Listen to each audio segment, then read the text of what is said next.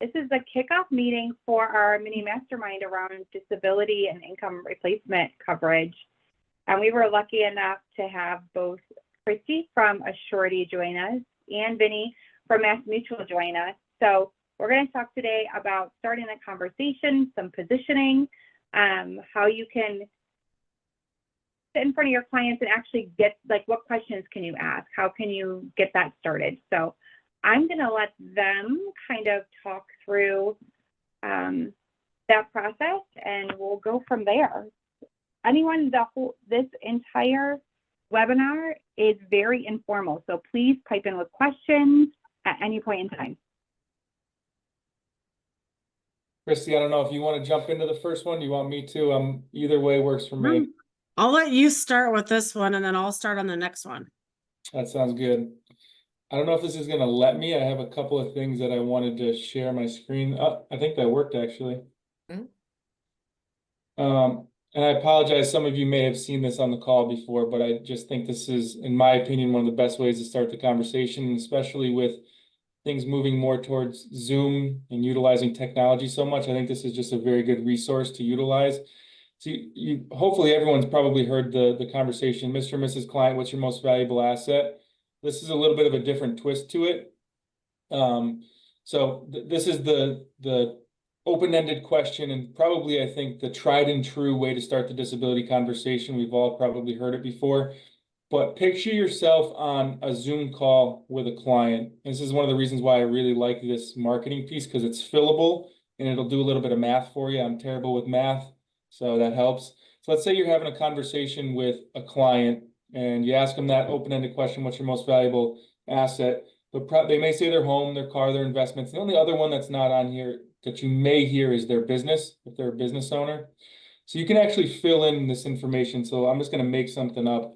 Let's say somebody has, I think that's $400,000 house, and they have a $35,000 car, and they have $250,000 of investments, investable assets, just as an example. This is typically where a client's brain is going to go towards as far as their most valuable financial asset. Now, if we look towards the bottom, this is one of the cool parts of this marketing piece is you input your annual salary. So again, I'll make something up. Let's say someone makes $150,000 a year, and let's just make up they get a 2% annual increase in their salary every single year. Let's say they're 33 years old and they want to retire at 68, as an example. So if you look down here in this blue bubble, what the marketing piece did is it actually did the math out. So if I make $100,000 a year and I have over 30 years until retirement with 2% raises every single year, let's just use round numbers. That's $7.5 million of future earnings potential. So you protect your home with homeowners insurance, you protect your car with auto insurance. What are you doing to protect your most valuable asset? That is your ability to earn an income in the future, that $7.5 million nest egg. So really it's just changing someone's perspective on where disabilities come from. So very cool resource, very nice marketing piece to start the conversation, I think, especially in a more virtual world. Another interesting, let me see if I can find it here. Any questions on that? Oh, it's kind of simple, so I'm assuming there's not very many questions on that. I have of course I lost it. I literally just pulled it up. Let me stop sharing and see if it'll pop up. I'll just go to something else. I have some Excel sheet that I was going to show you, but that's okay. I'll just go to something else. I think one of the big issues that you have in the disability space, I think, is clients, especially outside the medical and dental space, whether they say it to you or not, whether they verbalize it to you or not, they're thinking to themselves, it's not going to happen to me. I'm not going to get too sick or hurt to work. You might even be thinking that yourself, right? So again, I think medical and dental space, this makes less sense. Outside the medical and dental space, this makes much more sense. It's more effective, I would say, outside the medical dental space, because medical and dental professionals actively seek out this type of coverage, and that's Mass Mutual's market, medical and dental. So I think another good open-ended question to have with a client that's gonna skirt those concerns that they have without them even knowing it is, Mr. and Mrs. Client, whoever you're having a conversation with, when you think of the word disability, what comes to mind? When you think of the word disability, what comes to mind? And again, this is all education. Nothing, there's no hard sell in disability insurance. We're just educating them. So they're going to say one of three things typically, just like with the prior example, it's usually house, car, 401k, or business. With this, when you think of the term disability as a client, usually what comes to mind is wheelchair, hit by a bus, or car accident. Those are the three most common responses that you'll get. Now, if you think about those three responses, so if I think of the term disability and I'm a client, I don't know anything about disability insurance, and I think of car accident, follow the logic here. What's the next thing that I'm going to think of? I'm a great driver. Nobody thinks they're a bad driver. I'm a phenomenal driver. I'm not going to get into a car accident. It's not going to happen to me. I don't need the coverage. Right? That's the line of thinking that exists. If you think of bus accident, I'm not an idiot. I know how to look both ways. I'm not going to get hit by a bus. It's not going to happen to me. I don't need the coverage. That's the logic that the human brain is following. So again, all we're doing is changing someone's perspective on where disabilities come from. So we're educating clients on most disabilities come from something other than an accident or an injury. Hence the bus accident, the car accident, the wheelchair. That's where the human brain constantly goes. It's about 90% of disabilities come from something other than what we're thinking of. Education, that's it. Very soft conversation. So where most of that 90% comes from, about a third is, don't use this term with a client, but musculoskeletal and tissue disorders. That means like a shoulder issue, a back issue, a neck issue, arthritis, rheumatoid arthritis, osteoarthritis. Think about how common that is. Cancer is another really, really big one. It's very, very, very common, as everyone knows on this call, sadly. So I think explaining to a client that you're right, you are a great driver.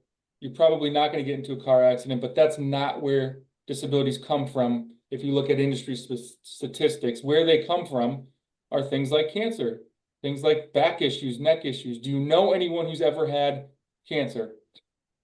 Again, sadly, everyone does. It's such a common occurrence out there in society. We're showing them that this is possible. This is possible. You're not going to get into the car accident. If that's where disabilities came from, maybe you wouldn't need the coverage, right?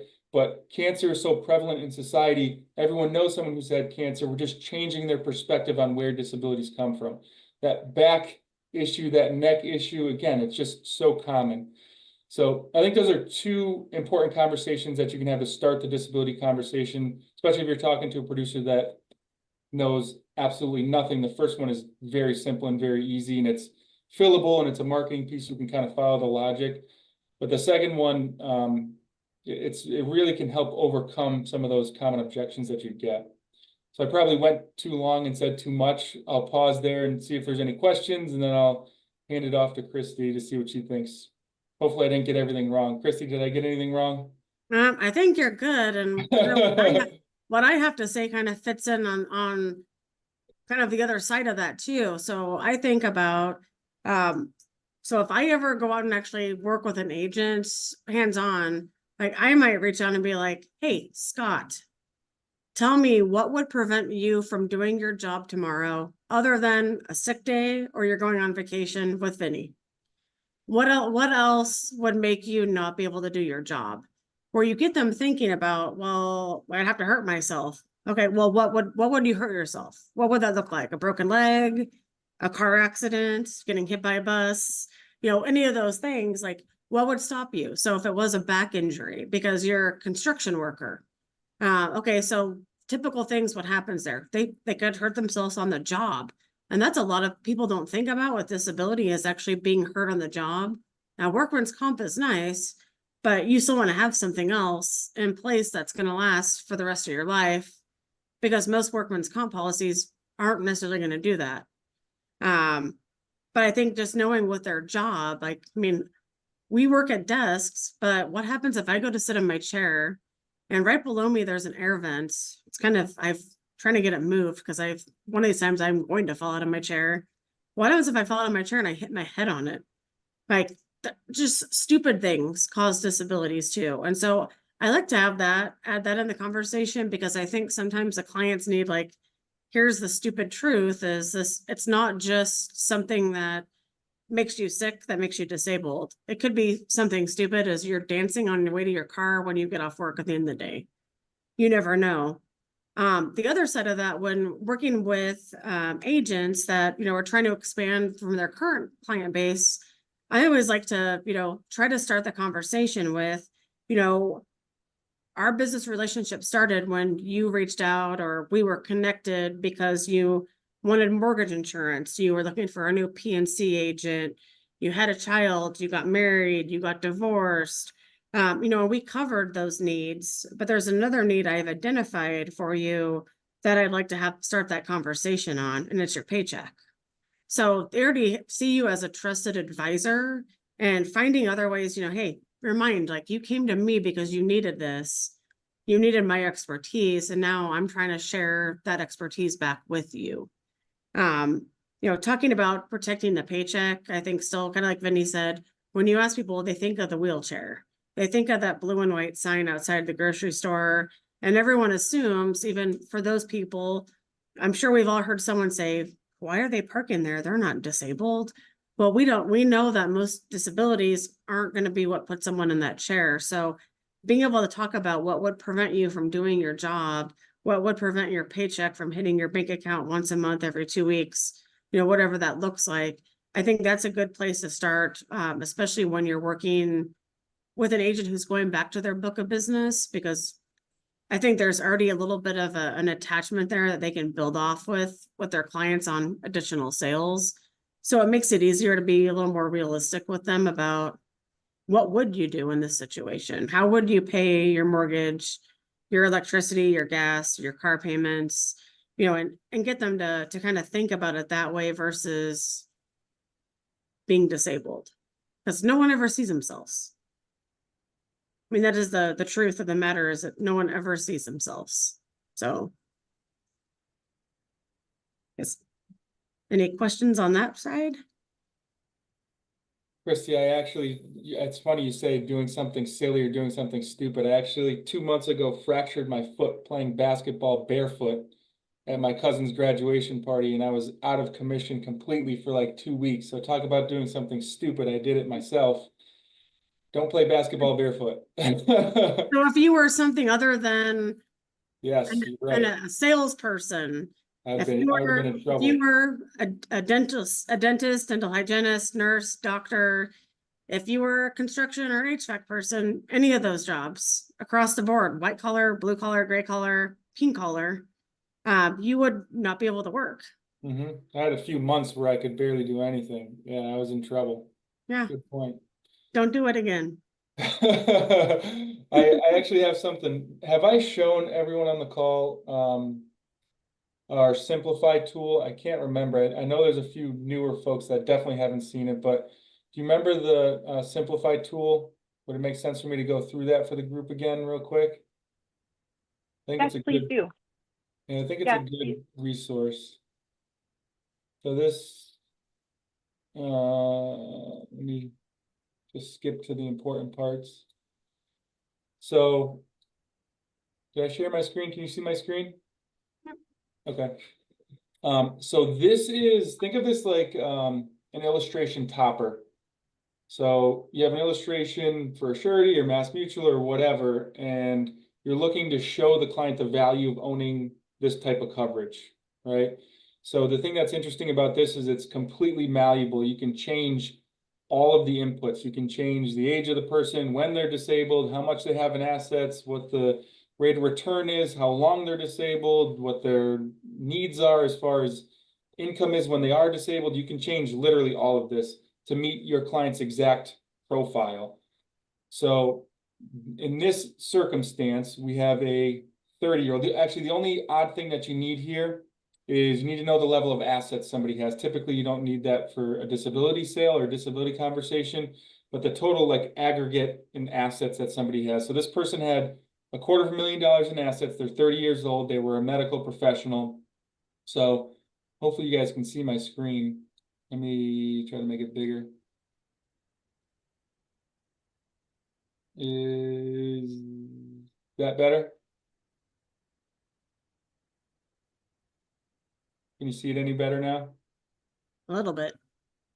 Okay. So we have a 30-year-old with $200,000 of assets growing at 6% a year. So everything on the left-hand side of the ledger in blue is making the assumption this person does not own any disability coverage. Everything in green is making the assumption they do own disability coverage.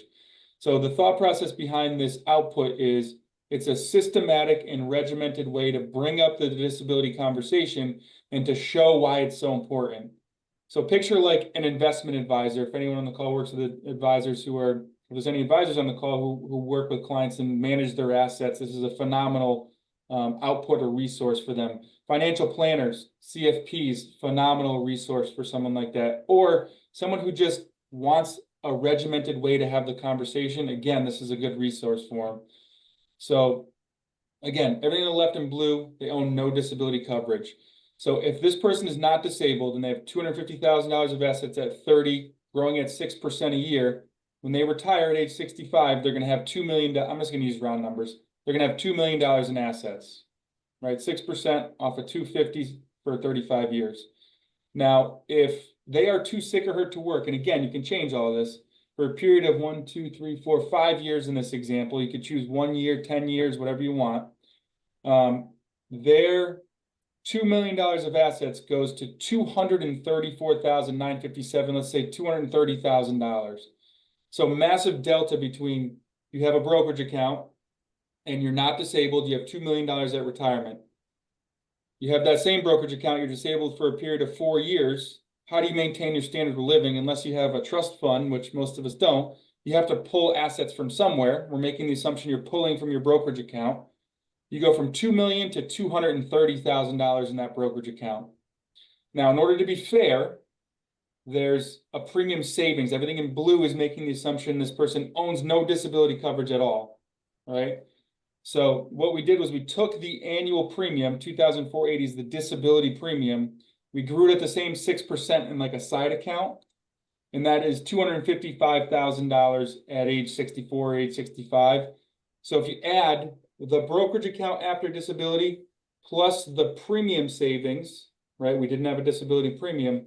You have $500,000 at retirement because you're too sick or hurt to work for a period of 4 years versus $2 million in assets at retirement. So now the question is, how do you maintain your standard of living? And the answer is you really can't.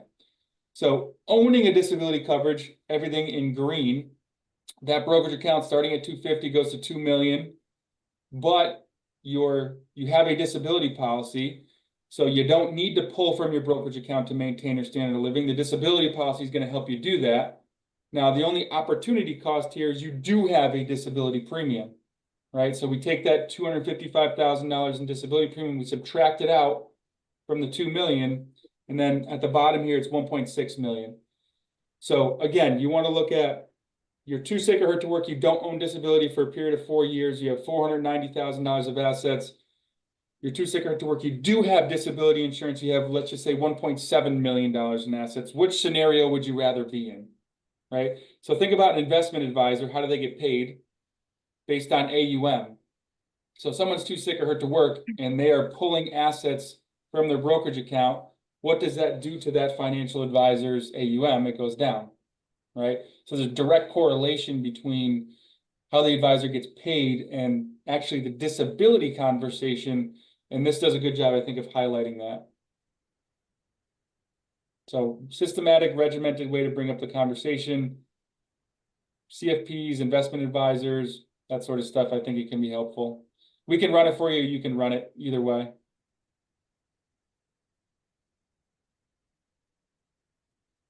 Any questions at all? Where do you find any in the hub? No, to run it, we can send you a link. Yeah. Okay.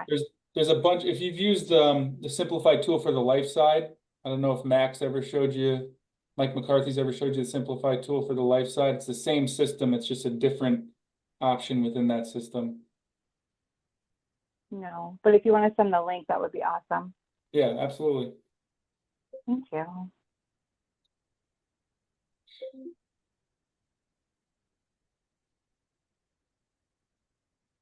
All right, Christy, I think you So- said you were gonna take the next one there. Who needs this coverage? Yeah. Mhm. Yeah, so I think obviously that's one of the biggest things for people is, well, I understand the need for DI a little bit because, you know, I bought a policy on myself as an agent, right? I want to make sure like I'm doing those things for my clients, but I don't know, like, I don't know how to start that conversation. I don't know who I should reach out to first or how I should do it. Is there strategies? You know, we've had conversation with agents of like, if I go through my own book of business or I reach out to new people, like, do I do it the same way? And I think the biggest thing really going into the DI sale is it's just like any other sale. If you're telling me I can go to a grocery store and, you know, we're grilling out and I can get you know, one thing of hamburger, one thing of hot dogs, and for free I get, you know, a watermelon. I'm very into like going to that store because I'm buying two, getting one free. It's the same when it comes to disability insurance. People attach it to something. And so I like to talk about, you know, conversations and, you know, who needs this coverage? Okay, depending on what markets I'm selling in, and but if I am using my current book of business or new clients, you know, I might throw out there just, you know, what would happen if your mortgage. So if I'm working in the mortgage market, so I know I've helped there.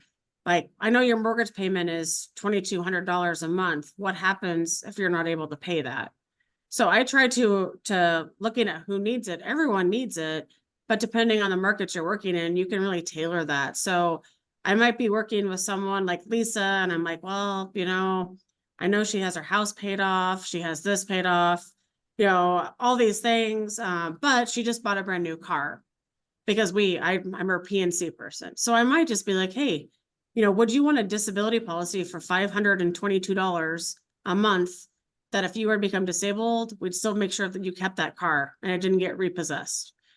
Like what, you know, what kind of things can you tie that to? So I, you know, think about how much money do you spend on your groceries and utilities? Like maybe I have someone else in my household who pays the mortgage. I'm not worried about that. Well, what about all the other stuff? You know, can you and is there a market for you to sell a policy for those types of items? Maybe it's a situation, and I actually had an agent, and I no joke in this, but it really was funny. You know, I'm married to a sugar daddy. I don't have to pay anything. What would I need a disability policy for? Well, what do you do with your income? You work a full-time job. What do you do? I buy things and go on trips. Well, do you want to keep doing that? Like, would you want to keep that lifestyle if something were to happen? If you're disabled, maybe, you know, it could be something big. It could be you're paralyzed now from the waist down. It could be something you lose sight in one of your eyes. You know, it could be something simple that it keeps you out for a year. You know, whatever the things are, like if there still is a reason why you're working and why you have that paycheck. I'm preparing for my retirement and I like vacations. Okay, if you want to keep that, it's the same thing. You know, let's just tie it around that. So if you were to put so much money away on a monthly basis, Lisa, to go on vacation, what dollar amount would you want to put away towards that vacation you take every year? If that's the only thing your paycheck takes care of, is it $500? Is it $1,000? Is it the full paycheck and you keep 500 a month for yourself for your coffee runs every day? You know, whatever it is, like those are the things to talk about that connects that consumer with the reason why they need disability. So that I find that to be probably one of the easiest way of, you know, really who needs the coverage, because if I just say I'm going to cover your paycheck, some people are going to get that, you know, 100 times over. Like I pay for kids sports, I have this, I pay half a mortgage, but for others who don't necessarily see themselves in that situation, you can use something else in their life to make them see a need and connect that. Again, it might be a small sale. Maybe I'm only getting $500 right now from Lisa for that car, but it also gives me a reason to go back next year because I hear about, you know, they're buying a new house or, you know, something else is happening. They're having a child. You know, I hear these things and I can go back and hey, I think it's time for us to talk about adjusting that $500 and selling something more, but getting them, on track for that sale. But also I think it helps for agents too, because, let's be honest, a lot of agents, they come to companies like you guys, because they need that assistance. They need the help of understanding why this client might want that. And so being able to give a little more of that to them, I think it definitely makes a difference and helps them, like, for them to see a connection, but also easier for them to have that conversation with the consumer. So I'm got a sugar daddy and a car and I'm going on vacation. I guess so. Surprise. Webinar ever. When you've been in them all day, you got to end good, I right? know.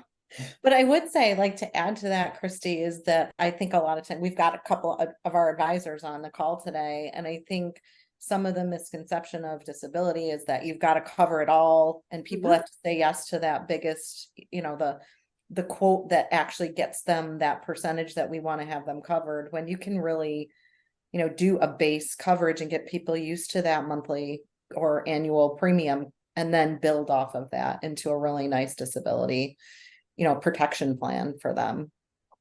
I think Definitely. it's, a good reminder to our advisors that you can start small and help people as their income grows to really get the protection they need along the way. I could not agree more on that front. Even Chrissy, I'm not sure if you guys have a graded, or like, it's not used too often, so I don't bump into it, but like, we have a graded premium or increasing premium, or you're more of a life advisor, an RD premium, like it starts lower and goes high over time. So that's a secondary option. Is it usually starts out 40 to 60% lower than a level premium, and it steps up every single year. Honestly, if I'm making a choice between the two of them, I'd rather go with what Lisa is describing, honestly, because the premium steps up, and then when it levelizes at a new higher rate for the rest of the time that you own the contract. I think probably where the graded, and this is in my market, where the graded makes the most sense, usually is like a resident, medical or dental resident. I'm young, I don't have the income, but I want the right type and amount of coverage. So you get the graded for a couple of years, and then you levelize it as soon as you possibly can. But for the advisors on the call, I could not agree more. That's a phenomenal, like, I have a few advisors that are very good at what they do, and they have always in their back pocket a secondary or tertiary option where it's like 50% of the maximum benefit, and they'll include an increased rider on that policy. So in the future, the client can add to that contract without any medical questions at the same time. So I agree with everything Christy said. You did a very nice job. I'll just add who needs the coverage. My thought process on that is, think about the first spreadsheet that I showed everybody at the beginning. I think that number was 7.5 million. As you progress through your career, that number will shrink down and get smaller and smaller and smaller and smaller, because you're getting closer and closer to retirement, and you have less working years. Your income may go up over time, but typically that number will, at a certain point, it'll peak and then get smaller and smaller and smaller and smaller as you get closer to retirement, right? So as I'm thinking about disability insurance and who needs it the most, I would say usually the younger someone is, and this is a broad generalization, right?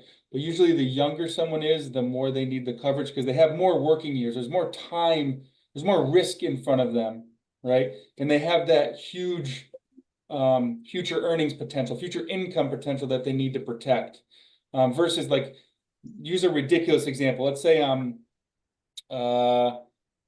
31 years old. I just graduated medical school, and I'm a thoracic surgeon, and I get out of school. They make big bucks. They're making $600,000-$700,000 a year right out of school, right? So that number might be 15 million, 25 million. It might be a humongous number, versus that same thoracic surgeon who's retiring at 65. They're 63 years old. That number might be 1.2 million, right? Because they're still making, let's just assume they're still making 600,000 for easy number's sake. So I would say younger end of the spectrum, definitely more important. The other thing that's interesting to think about there is the level of responsibility somebody has. right? Like think about someone who has young kids at home. I have an almost 2-year-old at home, a mortgage. I'm gonna have to pay for college or some or all of college. I don't know. We'll see how that goes. Depends on how much disability gets sold, how much I can help him. But yeah, the more responsibilities that somebody has, like family responsibilities is really where my brain goes towards, the more important I think that coverage is. Because sadly, if I'll use myself as an example, if I'm too sick or hurt to work, I go from being a provider for my family to being frankly a burden on my family, right? Who's going to pay all the bills? Like my income goes to effectively zero if I'm totally disabled. And then I need rides to the hospital or the doctor's office and co-pays and bills and everything else. So having that coverage, especially with a young family, is extremely, extremely important. Another thing that I wrote down was if you have clients that are the primary breadwinner, right? If there's only one individual working in the household, then that income is vitally important to that family. So if you have a client who you're working with and you have just one primary breadwinner, especially if the person's making a significant income, they have a certain lifestyle that they're used to, it becomes very important to cover that one person. I would also say, I don't know if I wrote down higher income, but I don't know how much yeah, so that's really what I have for who needs it. I mean, Kelly, do you want us to go into like markets where it makes sense for Mass versus where it makes sense for a surety for Christie at all in this part? Would that make sense for who needs it? Yeah, I know a It makes- couple of the advisors that are on that are newer to the industry, so I think they probably haven't been on our other calls where both of you have spoken, so give us your high level of that. Yeah, my 30-second version is the low-hanging fruit in my world is medical and dental. That's the low-hanging fruit. They actively seek out this sort of coverage. They look for this, they actually look for this sort of coverage. You're not convincing them that they need it. They're more determining which carrier makes the most sense. So that's a very big market. That makes up more than 50% of the business that we sell at Mass Mutual. And then small business owners is a humongous one. The higher earning small business owners who are behind a desk, no manual labor, let's say 10 employees plus, just to throw a number out there, Mass will perform very well there. Executives, essentially anyone who's highly educated, no manual labor, behind a desk, white collar, white coat professional. That's where Mass really wants the business, where they price themselves very, very competitively. Yeah, and I would say the nice thing with a surety, kind of partnering with Mass on this is we really do actually like work well together, because I want you to send those doctors to him. I want the doctors that he can't cover because maybe they're type 1 diabetic. We have a great benefit product. Those fit well, really good for. I like the nurses, the LPNs, all of the good worker bees at that hospital who are doing most of the work for the doctor. We want them. They're a great fit for our products. Small businesses, we love them too, but we actually like the ones that have 10 or under full-time employees. Now they may have a bunch of part-time employees, especially here in the summertime. But we prefer the smaller businesses just to fit with the disability and the business overhead insurance that we sell. We do have a big market for manual occupations. So think about your HVAC workers, your plumbers, those are electricians. Those are all great fits with us. The one thing I think a lot of agents make the mistake on is thinking that, well, I'd rather write with Vinny and do that doctor. Do it. But when you also get an opportunity to run something for the guy who owns HVAC company that actually takes care of all that stuff at the hospital, they're making just as much money as a doctor if they own the business, and they have usually 10 or under employees. They're a great fit for our product, and we do lots of special things for small business owners. So Get you two yin and yang of disability insurance. it happens. Some of us get along really well, so. Right, great. I love it. No. That's our next question, Vinny. So Christy, look for my. actually, Go ahead. Sorry. No, go ahead. Christy, can you talk a little bit about the graded product that Assurity has for those that have the hard to insure occupations or impaired health? Yeah, so we're one of very, very few in the industry that offers something as a secondary option for disability for someone with health conditions. So the big difference between disability and life insurance underwriting, most life insurance plans, you can add 8, even up to 16 tables. Disability, traditionally, you're looking at 4 or under. So it's a lot smaller scale for who can actually get disability insurance based on health conditions. But our graded benefit plan, what it is, it's set specifically for the clients that maybe have one or more health conditions. So that type 1 diabetic, that maybe is a little short for their build, someone who has a history of cardiac issues, but also still has high blood pressure, cholesterol, and maybe their A1C is a little out of whack. Those combination of conditions often make them a bigger risk for disability insurance because they're more likely than the average person. Even though the average person has just as highest chance of getting a heart attack, they're a higher risk for that heart attack, let's just say, for instance. And so our graded benefit plan, it offers exactly what it is, a graded benefit the first 2 years they own the plan, if they were to become disabled. So it's just it's a little more expensive, and benefits and limitations are a little more intact just because it is a higher risk. But we find it works out really good for those consumers that are looking for something, and especially those that know, hey, I have some health conditions, I've seen this happen now, and I'm looking for something.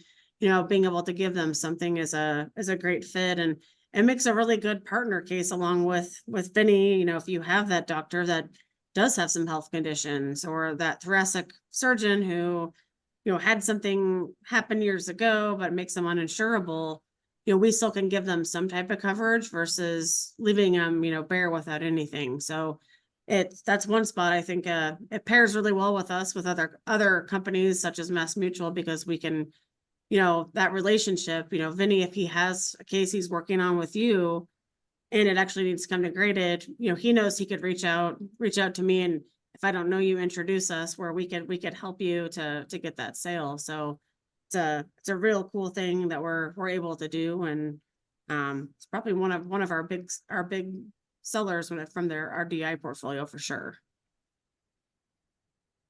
Yeah, it'll be pretty apparent. Like if you look at, even from an occupational perspective, if you have, let's say, an electrician or a plumber or someone who's doing manual labor, and you quoted Mass Mutual and you quoted Assurity side by side, will be 5 times the cost. Like it's pretty apparent that Mass has just priced themselves out of the market for specific occupations.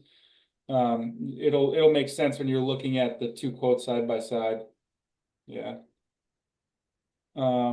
So any other thoughts, questions before I go to the next one? What can I look for in my current book of business? That's a good one, I think. Probably in my world, the best place to start is the higher the incomes, the better. So I don't know if you have a way of sorting a book of business based on income. Typically, the higher the income, the more attractive it's going to be from Mass's perspective for disability insurance, because you're going to have a business owner that has 25 employees and they're sitting in an office all day long and they're not doing any manual labor and they're just making deals on the phone all day. Or you have an executive making big bucks, or a surgeon making big bucks, whatever the case may be. That's, if it's possible to sort a book of business by that, the higher the income, the better. That's a good place to start. You may find the higher incomes at the higher ages. So if you pair the higher income with the lower ages, that's also probably the best way to do it. So if you have a partner in Manhattan making $1.2 million a year at a law firm, that's a phenomenal opportunity. You have a hedge fund manager down in Southern Connecticut making 1.7 million, whatever it is, phenomenal opportunity. So age and income, but it doesn't mean we can't do older ages. It just means the risk is higher for the younger ages and higher incomes. So that's probably the better place to start. Let's see. If you have, I mentioned this already, but if you have medical or dental professionals in your book of business, That's probably the easiest place to start. What I would say is offer them a free review. I think that's a soft entry point into the conversation. Hey, Mr. Thoracic Surgeon, we keep going to thoracic surgeon for some reason, but thoracic surgeon, I'm sure you have disability in place currently today. Send me your group long-term disability booklet, send me your individual coverage that you have. We're happy to review it. And that's a good, again, soft entry point into the conversation, just letting them know what they have, right? You may have no holes, you may be all set, or we may find a couple of holes in that coverage. Another really interesting one, if you have medium or large size companies like CEO, CFO, head of HR, like an influential person at a medium or large size company, that's a phenomenal place to start. And where my brain goes there is guaranteed standard issue coverage. I don't want to go too far off on a tangent. I'll give you the 30-second version of what that is. So let's say you have a medium or large size company with an executive leadership team of 10, right? The employer has a concern around employee retention, as an example, right? They want to retain that executive leadership team because it's important to the organization, or you have a big group of sales professionals, whatever it is, they're really important. You could offer disability coverage on a guaranteed basis to that group of individuals with virtually no underwriting. You could do census enrollment where there's literally the executives or sales professionals don't sign or do a single thing, or the most work they would have to do is check 4 boxes and boom, they get their policy. So the process is very, very, very, very easy on the guaranteed standard issue side of things. So the reason I said CEO, CFO, head of HR, influential person at a medium or large size companies, that's usually the first place that you start. That's the entry point into the organization, because typically with GSI, guaranteed standard issue, the organization, the business is going to pay for coverage for those executives. And those are very big premiums too. Like we had a $1.5 million, this is DI, we had a $1.5 million premium on a very big law firm. You'll see huge, huge, huge cases in the GSI side of things. And again, the process is very, very easy. And same thing with executives. That was the last one that I wrote down. You have executives, some that are more influential than others. They themselves are great prospects for mass when it comes to disability. But if they're a more influential executive, depending on what part of the organization they're in, you could start the GSI conversation there as well. Well, I really like that you were talking about occupations, because I think that is one of the best ways really to look at your current book of business for DI opportunities. We've had a lot of success with agents that, focus on one occupation. So maybe we're looking up nurses, for instance. Go through your entire book of business for every nurse, because it's easier to have the same conversation with 10 people versus switching it up for 10 people. So if I talk about why a nurse needs disability, it's going to be easier for the agent to hit on the same points and actually get more confident every time they have that conversation of why a nurse needs disability insurance, or HVAC, plumber, whoever they're reaching out to. So I think that is one of the easiest way for them is to target one and then push on all of those occupations, in a row at the same time, just because that's going to help them to get that sale. It's also going to help them just to improve their conversation skills on disability insurance. So it works for them in more than one fashion. I also like looking through and identifying, like, is this a family or is this a single person? And then identifying like that single person. Why would you want disability insurance?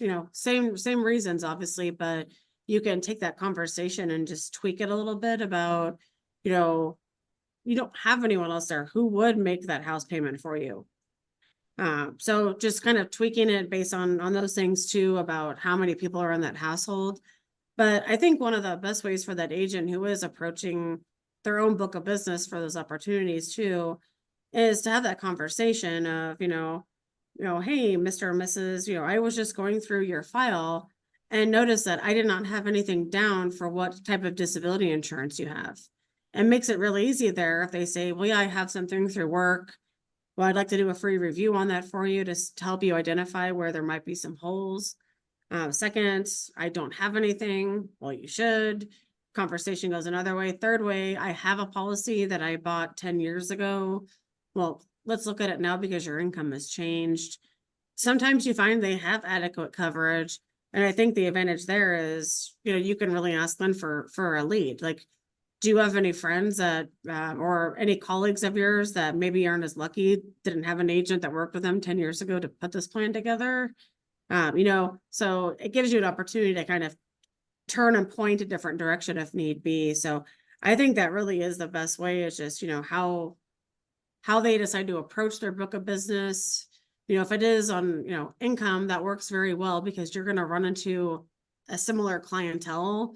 But when you're hitting more of that, we'll say middle market type of clients, I think that's where you'll notice that consistency of hitting that same occupation over and over will make a big difference on that person's skills at actually selling DI, but also will really help them perfect that conversation. So.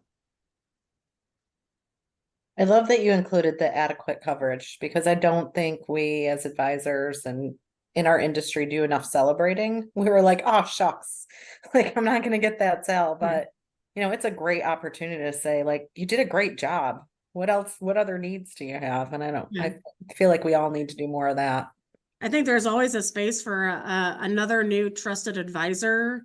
And once they can trust you, like with that, if they have another need, you're going to be the first one they always come to. If I always think about social media, who we know, where's the best place in town right now to go and get fresh tomatoes, cantaloupe, corn, watermelon, all those things.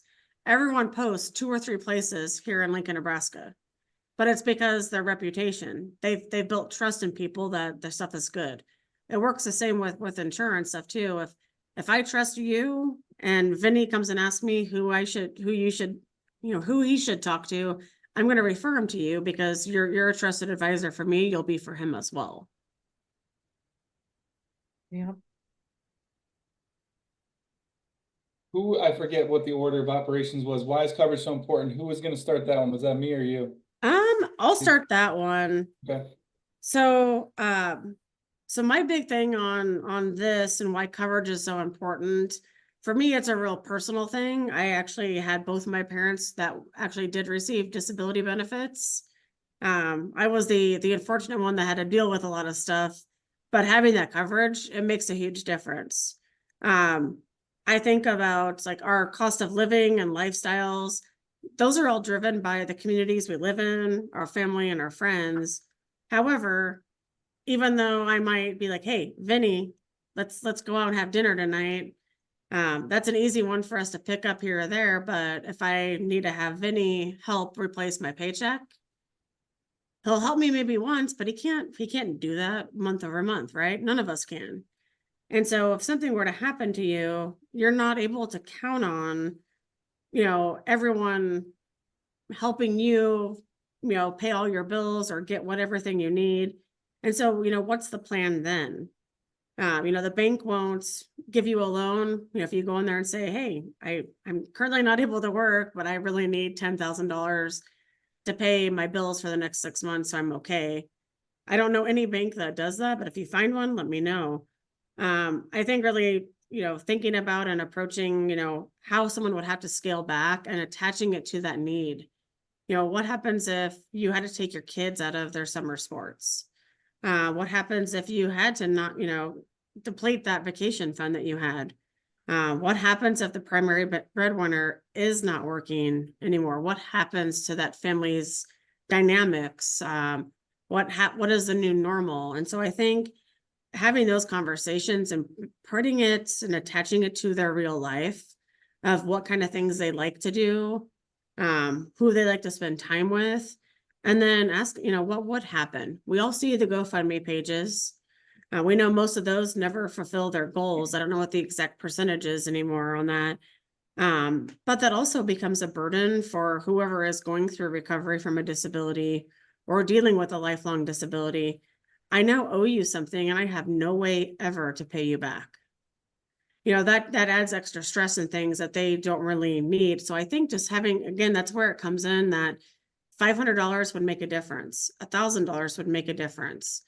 So putting some of those different options and again, attaching it, I think that's the best way to show the importance of coverage, because, hey, maybe I don't need that car payment. That could go away. I don't need that car.